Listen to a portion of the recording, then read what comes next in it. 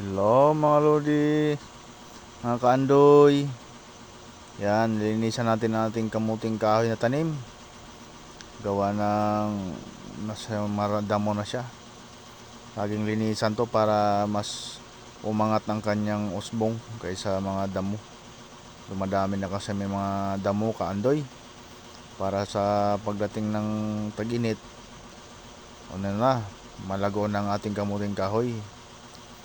Harvestin natin ito mga kaandoy sa loob ng 4 months. Tagal-tagal din ang pag-aantay natin mga kaandoy para mas maganda yung kanyang mga laman.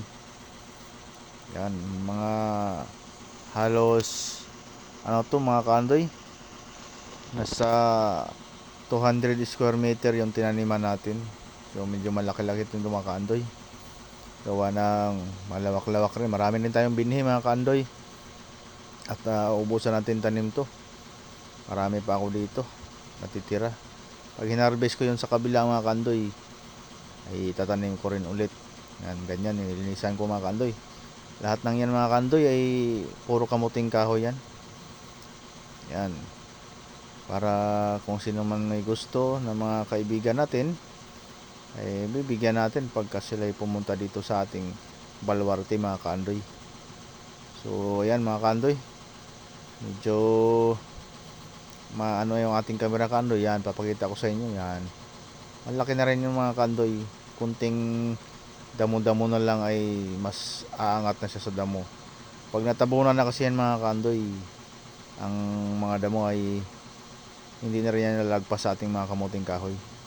So mas lalamang na siya mga kaandoy. Kaya pagsikapan nating malinisan maigi para tumaba siya mga kaandoy. Hindi ko na ginagamitan to ng mga abono kaandoy. Natural, organic na organic talaga yung kanyang mga laman nito pagka na-harvest. Kaya walang halong chemicals yan. Marami yan mga kaandoy. So baybayan po mga kaandoy ang aking mga buhay farm sa kay Kaandoy Vlog.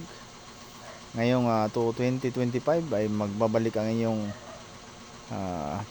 si Kaandoy sa dati kong YouTube channel. At pinalitan ko na po, Kaandoy na po ang aking pangalan dito. Maraming salamat sa inyo sa pag-subscribe. Naway marami pa tayong ma-upload kaandoy sa ating vlog, para sa ganun ay matuwa po ang ating mga subscribers. Maraming salamat sa inyo. Subaybayan nyo lang po ang aking vlog at mga i-upload ko, mga full video ko dito.